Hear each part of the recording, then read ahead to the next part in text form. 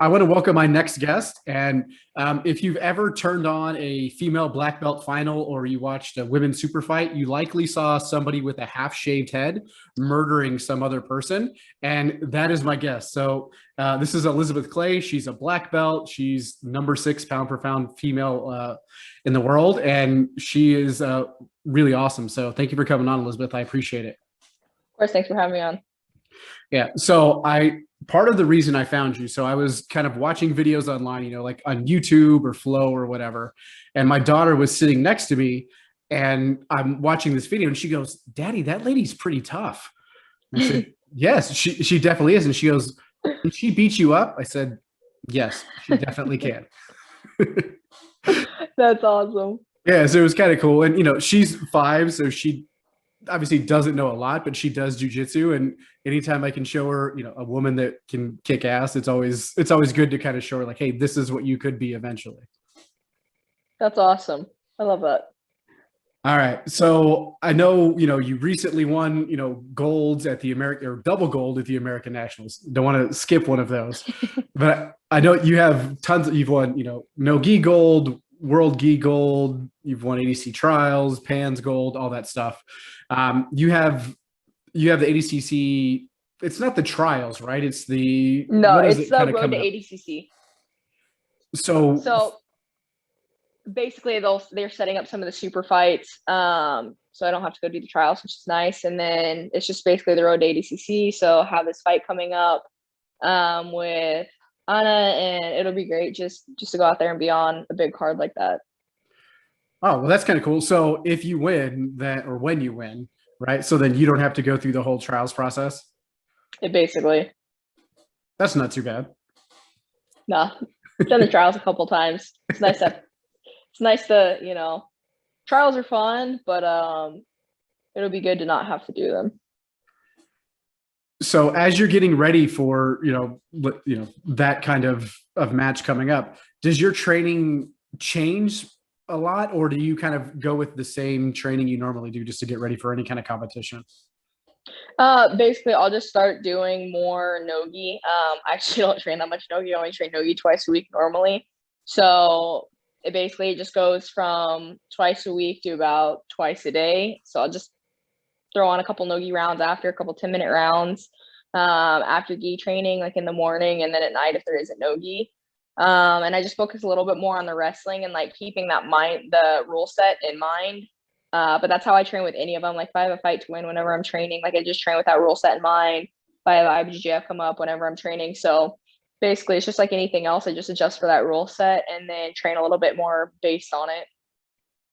All right, that's awesome. So I know you've been competing a fair amount lately. Like I said, you just won American Nationals, double gold there. In between, the ADCC fight, do you have any other competitions coming up or anything coming up like just after that? Trying to think. My calendar's insane. So I'm possibly doing the Grand Slam that's in Miami. That's in August. I think that's like the first weekend in August. So it's like 2 weeks after. But I haven't completely decided on it yet. So that one's still kind of a maybe. And I'm trying to think, do I have any fights in August? I don't think I have any fights in August yet. I think August is all seminars, unless I do the Grand Slam, or I might set up a fight to win in there. So I'll probably have at least one fight in August. So probably about 2 weeks after the Road to ADCC card, and then September's Pans. Nice. All right. And so you mentioned you have, a seminar coming up. Do you do seminar tours, or is it more like a one-off kind of thing? A gym reaches out to you and say, "Hey, can you come in and teach our class?" It's hard to call it a one-off thing just because if I'm not fighting most weekends, then I'm gone for a seminar. But most time it'll be like individual schools. So it'll be like one weekend I'll be over in like SoCal. The next weekend I'm over in Colorado Springs. The next one I have one in Oklahoma. So they're just kind of all over the place. But most of the time, this like 2 weeks is like the first 2 weeks I've had that I don't have things back to back to back. Otherwise, I've been gone for about the last like 7 weeks. So is it nice to sleep in your own bed, or do you somewhat get comfortable living in kind of Airbnbs and hotels and that kind of thing? It's not bad. But after about, 6, 7, 8 weeks of it, it's nice to have a little bit of a 2-week break. It's not really a break because I'm training for a big match coming up. But it's somewhat of a break. Like so I teach regularly and I teach the kids. So I was teaching the kids. I came back and I was like, hey guys, you guys get me for like 2.5 weeks straight that I'm not gone. And they're all excited because I end up missing that like Thursday class almost every week because I've been gone. And so they're all excited. They're like, good, because you've been gone a lot. They're like, so we have you for a whole like 2.5 weeks. So, yeah, you guys get me straight for a whole 2.5 weeks. So what kind of kids teacher are you? Are you like the tough, really hard on them teacher, or are you like super soft, kind of let them mess around kind of teacher professor? I wouldn't say that I'm like ridiculously hard on them, but like I'm honest with them. I was an athlete ever since basically I could walk. I started gymnastics at 18 months. So I have those kids and I'll tell them because like you can tell if they're not paying attention, they're not going to have fun. They're going to get beat up. I had to talk with one of my kids and I was like, listen, you're not having fun in class, right? No, I'm not having fun. It's like, do you know why you're not having? I was like, you're getting beat up by everybody, right? Yeah. Even by the new kids, right? Yeah. Do you know why? No. Because you're not paying attention in class, right? No, I'm not. That's why you're getting beat up. I was like, you're going to keep getting beat up the whole time. I was like, if you want to have fun in class, you either need to start focusing or go talk to your parents. If you don't like jujitsu, like that's okay. Jujitsu is not for everyone. I know that's the whole thing is like jujitsu is for everyone. Jujitsu can be for everyone. Yes. That's what it should be. It can be if that person wants it. But I was like, if you don't like it, like that's okay. Not everybody likes jujitsu. But you need to talk to your parents and like you can have them pull you out. Like I'm not going to be mad about it if you don't like it. But I was like, I could tell you're not having fun and you're not anything. And like, she decided that she wanted to keep training and she's actually started doing it. So I wouldn't say that I'm the one that like, you get the coaches that are like screaming at the kids. Like that doesn't do anything. But I'm more so like, this is what I tell them. I don't care if you guys talk as long as you're drilling. But if you're not drilling, you're not allowed to talk. I don't want to hear anything out of your mouth. You can't drill when you're talking. And when they're rolling, I don't want them talking. But outside, like, it's more so if they're getting the work in, I don't really care what they're doing. But if they're not getting the work in, then I'm going to start like, you're going to work one way or another is what I tell them. I'd rather it be jujitsu. But if not, we're going to end up doing some type of running or something. So just work doing jujitsu and then you guys can have fun. Do you teach like all levels kids or do you teach like a certain age group and up? What kind of? I actually teach the younger ones. Mine are, most of them are about 5 or 6, but some of them are as old as 8. Okay. So yeah, they start to get it at that point. Yeah. Yeah. Cause I know like kids are at where you expect them to be at. And that's one thing that I always like, I'll tell the coaches or I'll tell like kids are going to sit where you expect them to sit at. If you expect them to be like, not get anything, they're not going to retain anything. You expect them to sit at like a high level. You look at like gymnasts, how good they are at like such a young age because they have to be and they're expected to be. And that's a big thing with just like everything. It's not like gymnastics is like this insane thing that it's only gymnasts that can do that. That's it with anything. You just have to expect them to be at a certain point and then help them get there. And for the most part, most kids will rise to wherever you expect them to sit at. Yeah, I totally agree. Like when my daughter started at 3 and when she first started, we didn't really we're like, she's 3, she's not going to get shit. Yeah. And she didn't. But then as soon as I started like rolling with her after class and like showing her things, I'm like, okay, now you can do it. That's when she was like, okay, I remember dad showed me this. Like now I can do these things. I don't think it actually had anything to do with me showing it to her. Like she already knew what I was showing her anyway. Yeah.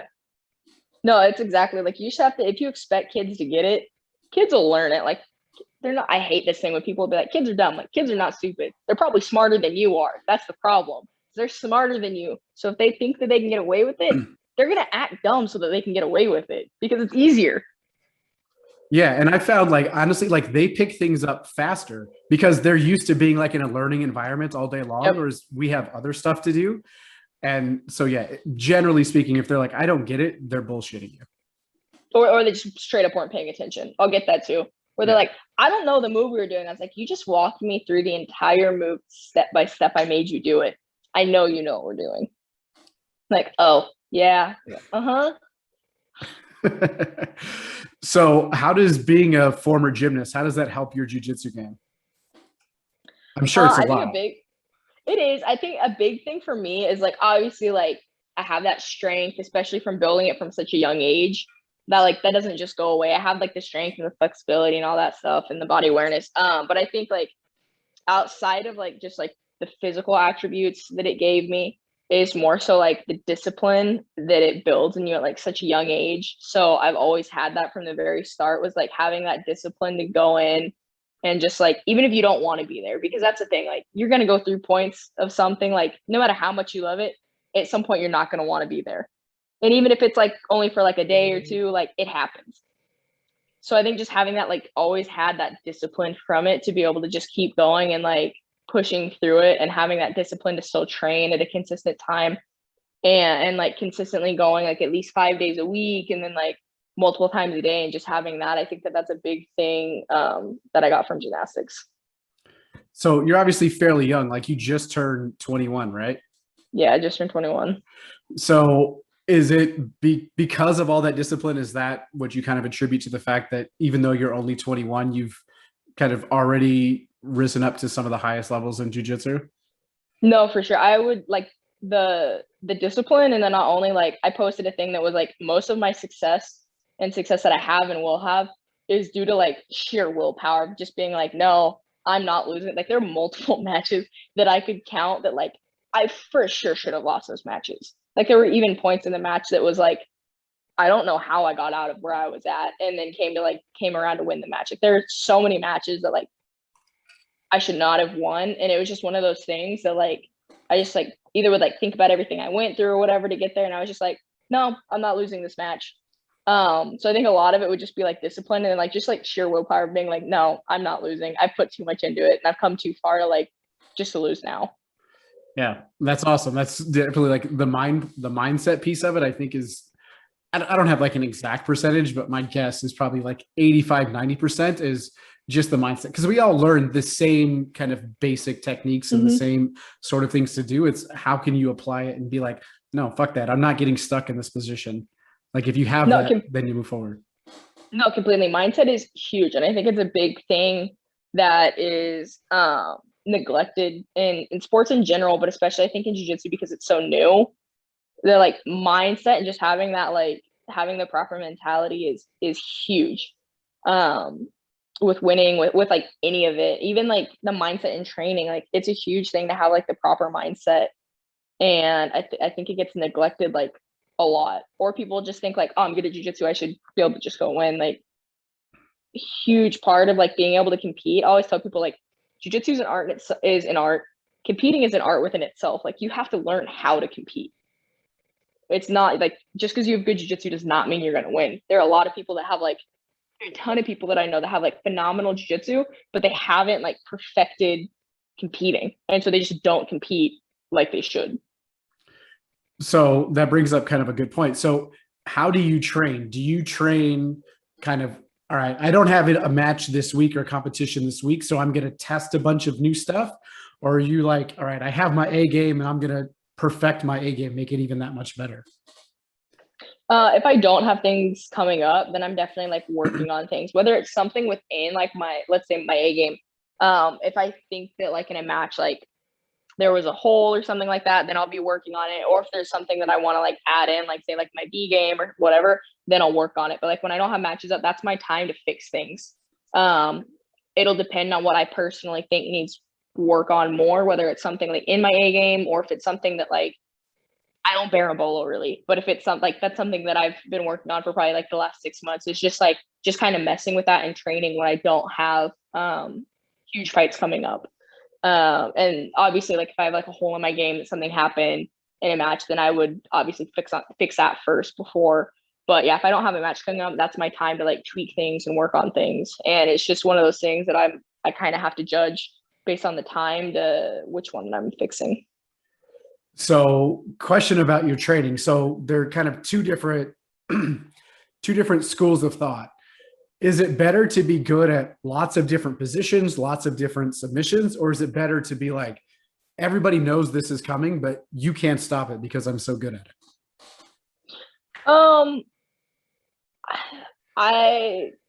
The question is, do you want to be a master of one thing or do you want to like be okay at like a bunch of things?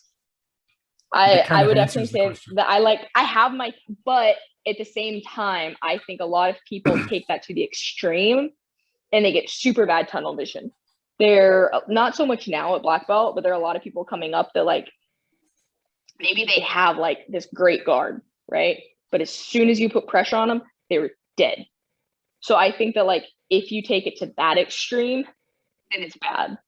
So it's hard because you don't want to do like 5,000 things. Like you have like a guard, you have a sweep from every single guard. You don't need that. Like that's taking it to the extreme. And I think that's the thing is like, I think there's like a happy medium in between. You don't need to have like something from every single guard, but you need more than just one thing.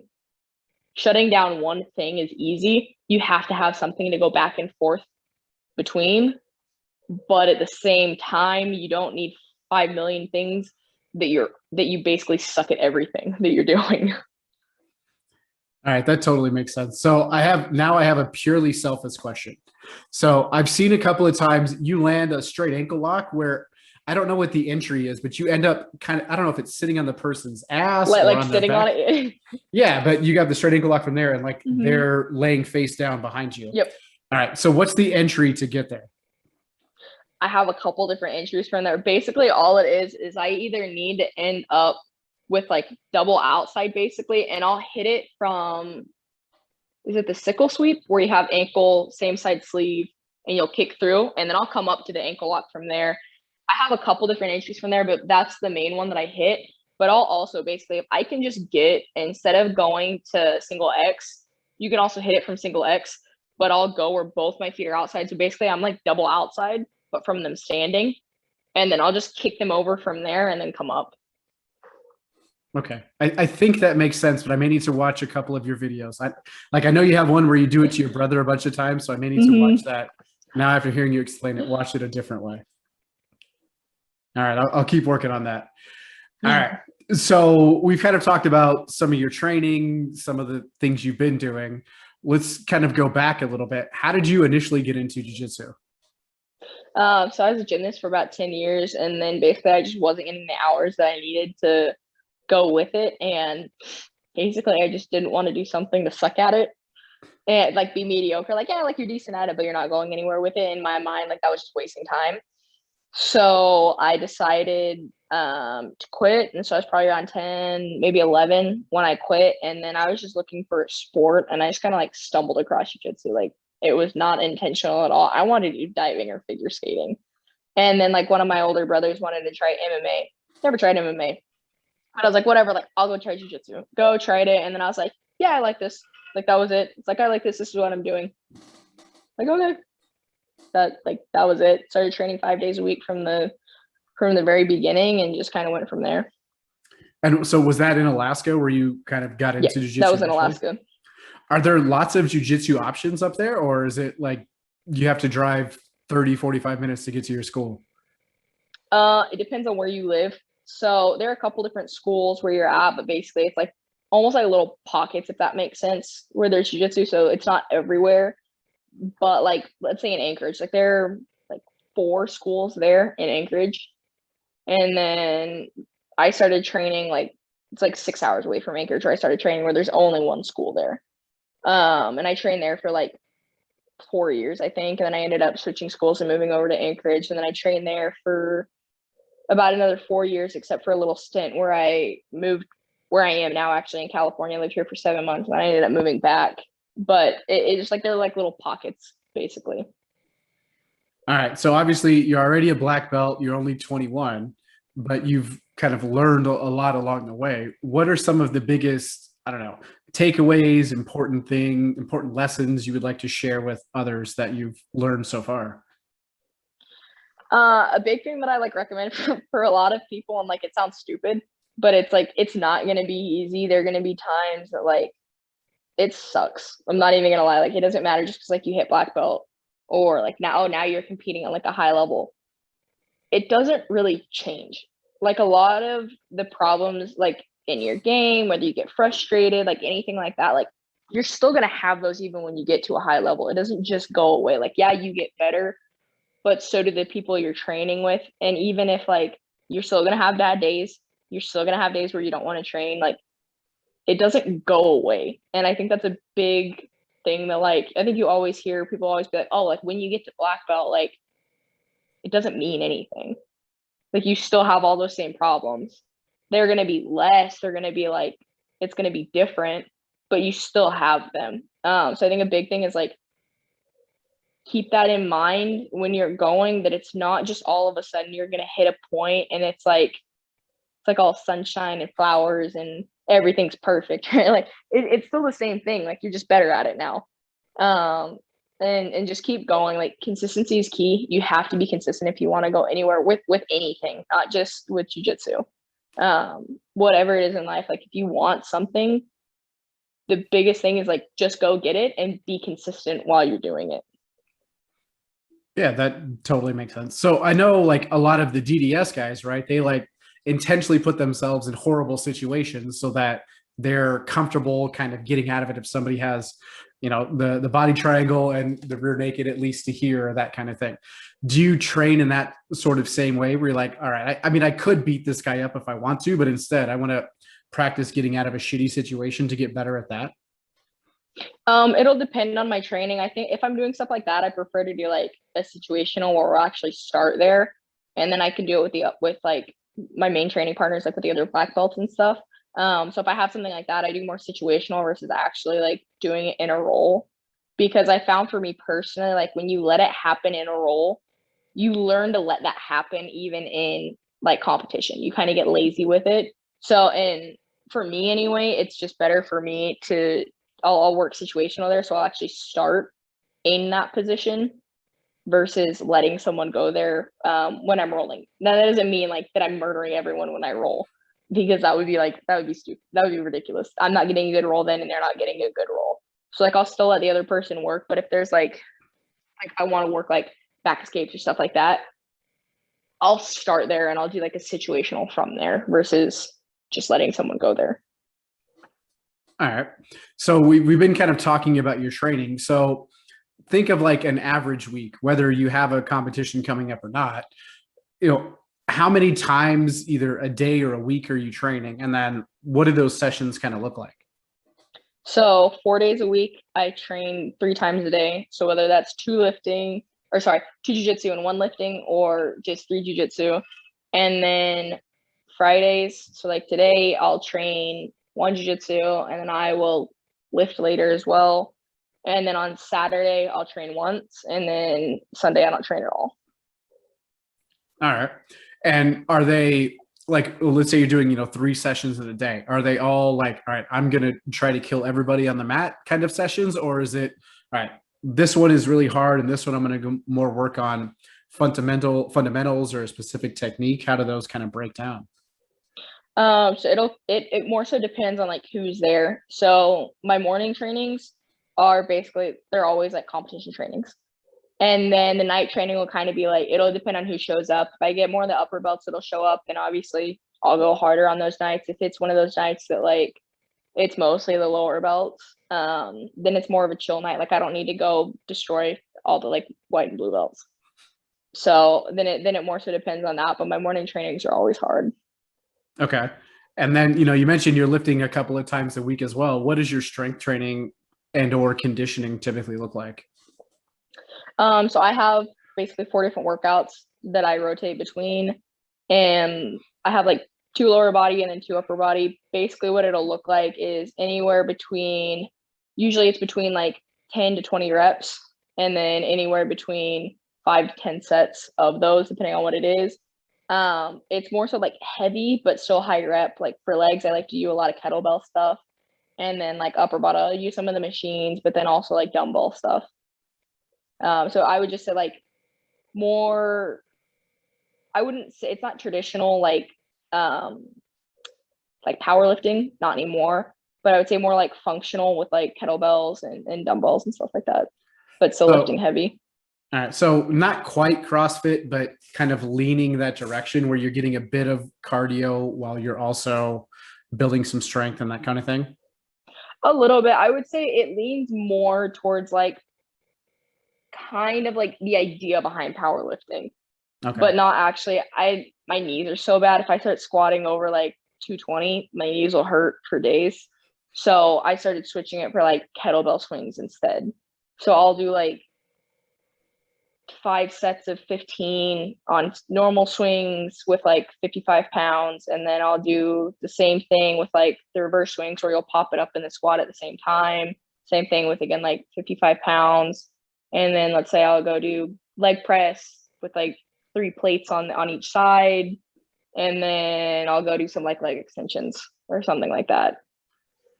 Because you're so flexible from gymnastics, do you do a lot of mobility stuff, or do you just kind of rely on what you've already naturally put together? I don't, this is horrible because I would not recommend it for anyone. I don't stretch at all. Like, I'm horrible. I don't stretch at all. Like I should, but it's one of those things, like I did it for so long as a kid that I just don't want to do it. No, I totally understand that. So yeah. So basically you're just like, all right, I'm going to show up on the mats and let's Bojada. Let's get after it. Like as soon as you show up, is that kind of the mentality? Pretty much. If I'm really cold, if my knees are hurting or something like that, then I might do a couple drills to warm up. But for the most part, just straight jump in. So what do you do as far as like sleep, recovery, that sort of thing? For recovery, I think Epsom baths are great. Ice baths are great if you can make yourself do them. I hate ice baths, but they're really good for your body. I personally, I find that I recover better using ice baths than I do even doing cryotherapy. So and it's cheaper as well. But I've done a bunch of cryotherapy and it helped. But I found the ice baths help way more. They're miserable when you're in it, but as soon as I get out, everything feels way better. And that's saying a lot. Like I have a lot of injuries. So for everything to feel better, like that's a lot there. And then collagen is great. I have horrible joints, and I think most people that do jiu-jitsu could say the same thing. So collagen's always good. And then trying to get enough sleep. My sleep's pretty bad. I have a hard time falling asleep, especially training as much as I do. But I try to get around like 8 hours of sleep a night if I can. Yeah. I mean, and luckily you're still fairly young, so recovery is not that big of a deal. Like when you're an old man like me, like when you hit 40, you're like, all right, I need to take recovery a little bit more seriously. I do need to stretch, because otherwise like 5 minutes, you'd be like, oh shit, I think I pulled something. All right. And like that doesn't work very well. I definitely get worked on. Not so much now that I'm here, but normally like I would get worked on like 3 to 4 times a week. Doing like chiropractor kind of stuff, acupuncture? Yeah, like chiropractor. And then my mom's actually a chiropractor, so she would work on me like 3 to 4 times a week for like an hour. And like adjustments and then like stripping everything, because from just genetics and then also being an athlete for so long, I build muscle super fast, which is a good thing, but it also means like I tighten up really, really fast as well. So I always have to like strip everything out.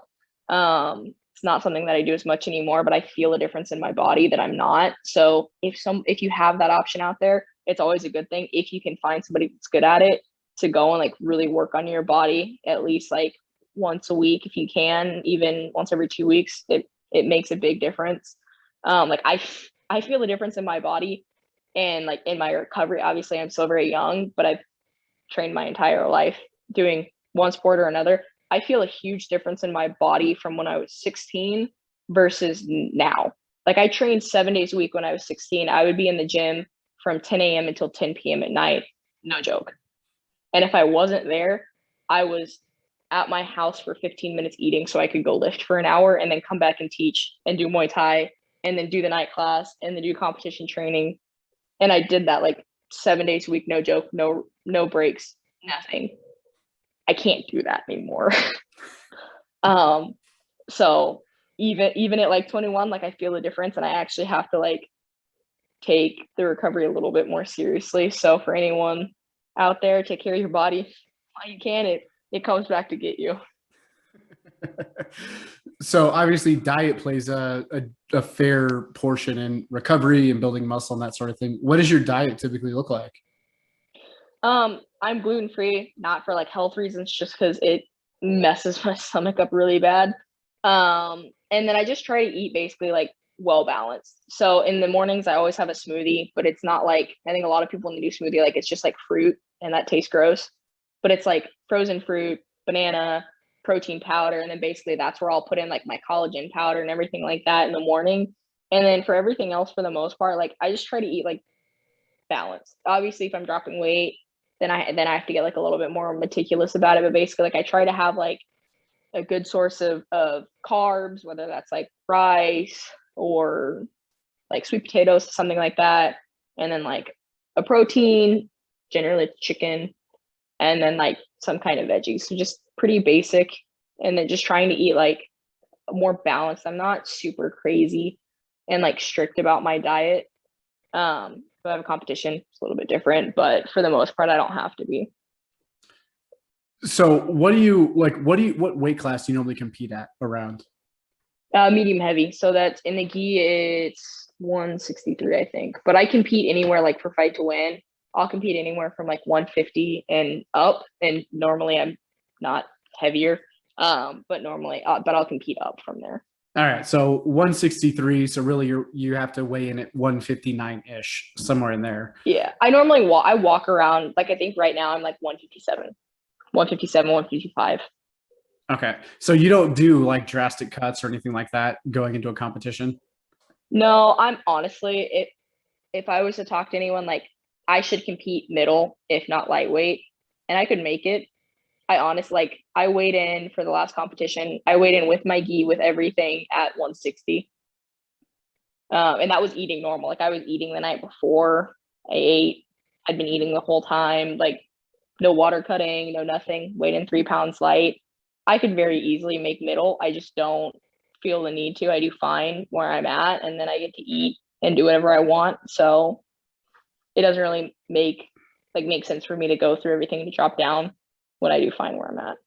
Yeah, I mean, I found that's the hard part is especially because we have to weigh in like same day is all right, do I do like a drastic cut and try to be bigger than everybody else, but I'm gonna be way more tired, or is it like screw it, I'm just gonna fight for me, it's always like tall, lanky guys is who I Same, end up same. competing, and then I'm like, They're like girls are like 6 foot.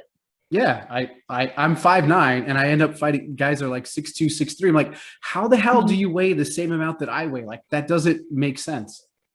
Same. I'm 5'4". So I go like I think a lot of people think I'm way bigger than I am. I think seeing on camera, like I look significantly bigger. I'm like 5'4", and I wear like a size small or medium and everything. Most of the things it's a small and it's baggy. Like I'm not that big. I fight girls that are like 6 foot. I don't know how they weigh the same that I do. I'm like, I'm not that big of a person. I don't know how we weigh the same. But basically what I always tell people as far as like if they're deciding on a weight, the whole point of cutting weight is to be stronger than the other person. You don't have to be. I think a lot of people look at it, they're like, oh, who's bigger? Well, it's not necessarily like a who's bigger thing, who's stronger. If you're getting like, if everyone is significantly stronger than you where you're competing at, you either need to get stronger. You don't have to necessarily cut weight, or you need to drop and keep the same strength that you have. But it's your choice however you're going to do it. But I think the big thing is not like, even if I drop the middle, they're still taller than I am. Like that isn't, I'm 5'4", like I'm not that tall. They're like light featherweights that are taller than I am. So I think a big thing is more so like a strength thing. Like, are you getting overpowered when you compete, or are you fine with where you're at? So even if you're smaller, if you're not getting like thrown around the mat like a rag doll, I think you're okay. All right, so that actually made me think of something. So I have a challenge because I'm shorter too. I'm only 5'9", with the tall, lanky dudes because they can hit like a triangle from like From everywhere. 6.5 miles away. All right, so what are your tips for competing against those tall, lanky people? I play guard, honestly, because I got people that, not so much that I was getting caught in triangles, but they would stall out a lot. So I think a big thing, like my main training partner's so freaking lanky, pissed me off.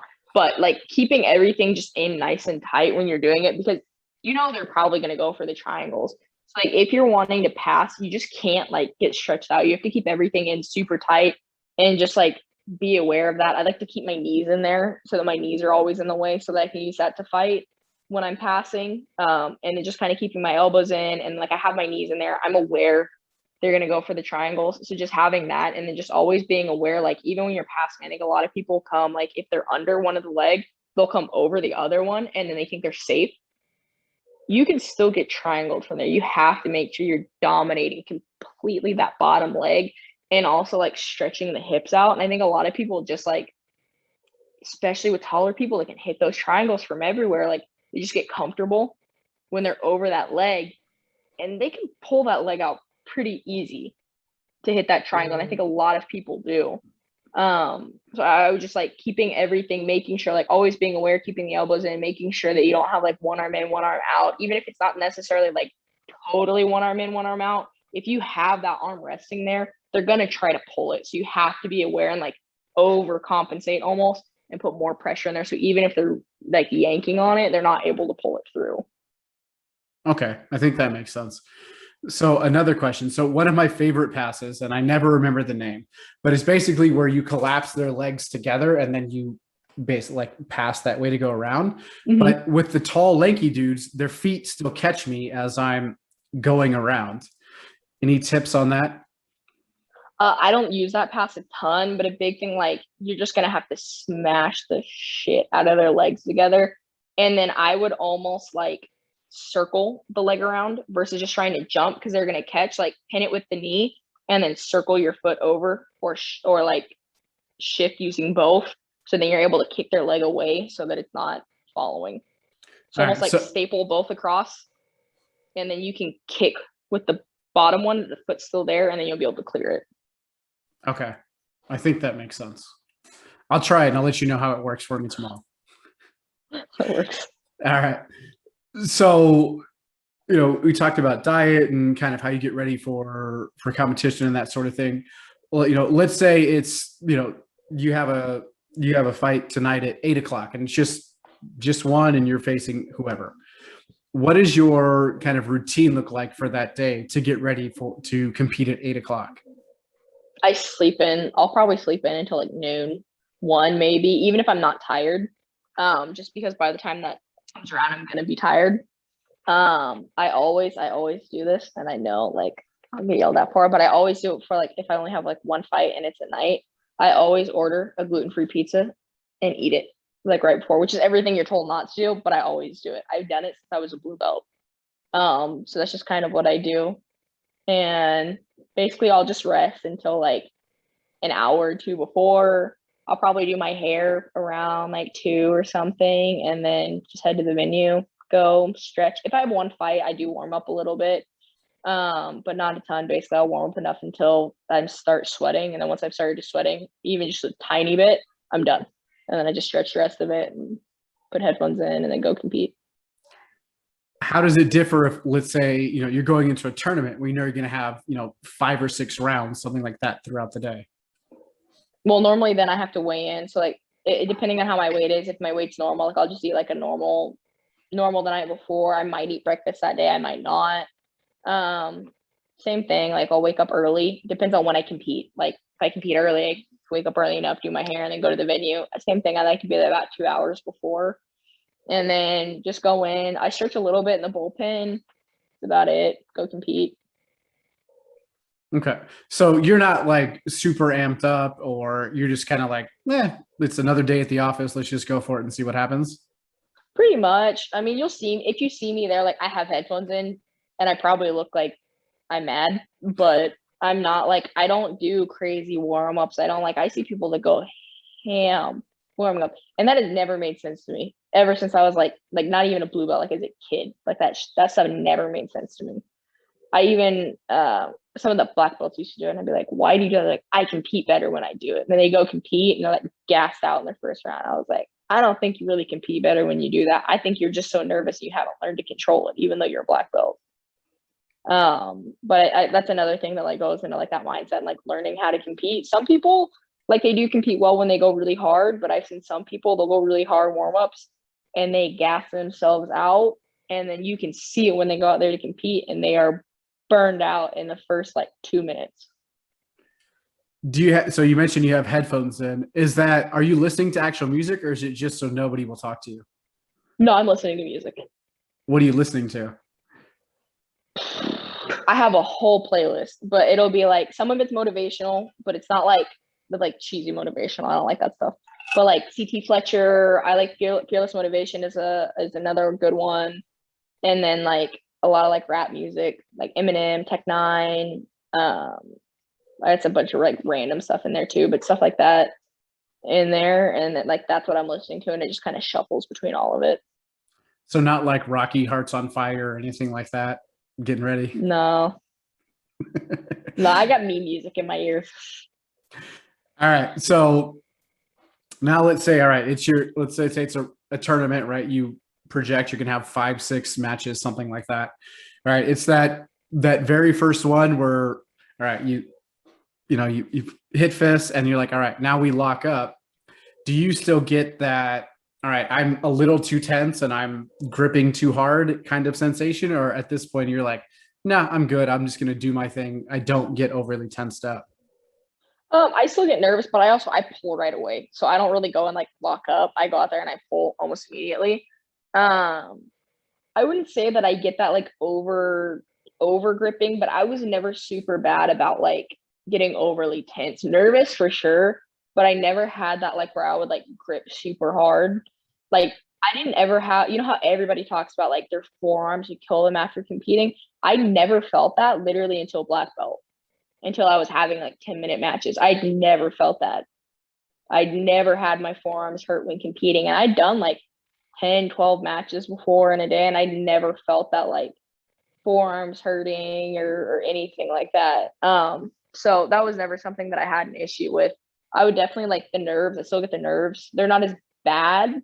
Like the adrenaline dump's not as bad. The adrenaline dump used to be so bad that I couldn't feel my grips, that I would like make a grip and I didn't know that I was gripping unless I like looked at it for my first match. But I would say for me, like the biggest thing is I used to get like a really, really bad adrenaline dump, and I don't anymore. So obviously now you're competing against like the best women in the world, right? Like, Gabby Garcia or whoever else. Does who your competitor is, does that change your mindset at all? Or because you've kind of dialed in your process, it doesn't matter who's on the other side? I've never cared who's on the other side of anything. If they have a bigger name, it's easier for me. Because then like there's no pressure. Like, what the hell? If I win, awesome. If not, like they were expected to beat me anyway, kind of thing. Yeah, pretty much. And then I've had that since like I've always loved being the underdog. So like it's never changed. I've always loved that. Like I was a 16-year-old blue belt competing ADCC trials. Like that's the kind of stuff I live on. So for me, for them having like a bigger name, like I prefer that. I'm okay with that. I like when people are like, "Oh, you're gonna lose." Okay, like it makes it easier for me. Is it hard now because you're kind of shifting to the other role where like when others compete against you, they're like, yeah, Elisabeth is going to whoop her ass. And so now you're like, yes, now I have to go and crush her. Not really, because the pressure that I have on myself hasn't changed at all. So for me, it's not really like, it's not a big deal. It's always been the same. Like that pressure that I have on myself has been the same. It hasn't changed just because I have a bigger name. I was the kid that I would go win my division, submit everyone, and walk off the mat pissed because I didn't perform as well as I wanted to. All right. I mean, that's definitely not a terrible thing for sure. So that totally works. So, as you kind of look at, your future and what does it hold for you? I mean, what are some of the goals? Is it move to MMA? Is it open a school? Is it Lady Goat and BJJ? Is it overall jiu-jitsu goat? What are you thinking? Right now it's the same, like just competing. I have no desire to go to MMA. I have no desire to open a school. If I end up opening one, great, but I don't like being stuck anywhere. And let's be real, you open a school, you're stuck there for at least 5 to 10 years until you get it moving. You have other instructors. I really don't want to be stuck anywhere. I like traveling. I like having that freedom. So right now, just the same thing that I'm doing, competing, everything. I obviously I have a lot of things to win still. I need to win ADCC. I need to win IBJJF Worlds and the gi as a black belt. Then those are the 2 big ones right now. All right. So we need to kind of wrap it up because I know you have some people you need to go choke later this afternoon or go work out or something like that. So, if people want to connect with you, find out when you're doing your next seminar, that sort of thing, where should they connect with you? My Instagram is the best place. You can find me there at Elisabeth Clay BJJ, and it's Elizabeth with an S, not a Z. Put it in with a Z, you're not going to find me. All right. Any other places they should check you out? Anything like that? That's the best place to get a hold of me if you want to watch matches. There are a ton of matches on Flow Grappling. But if you're wanting to connect with me and actually follow what I'm doing, then Instagram's the best place. All right. And then let's say I'm a school owner and I want to have you come out to do a seminar or something like that. Still connect on Instagram and then kind of schedule same from there. thing. Yep, same thing. Send me a message over there on Instagram and I'll get to you on there. I check my messages all the time. I'm always on my phone looking at messages, responding to people. And so when you do seminars, is it typically all women? Is it mixed bag? No, it's normally co-ed. I think I've only done one. It's all women. I prefer co-ed. All right. Well, cool. Well, again, Elisabeth, thank you for coming on. I'm going to show my daughter this video. She's going to be super excited that really tough lady that I got to talk to her. So I really appreciate it. Perfect.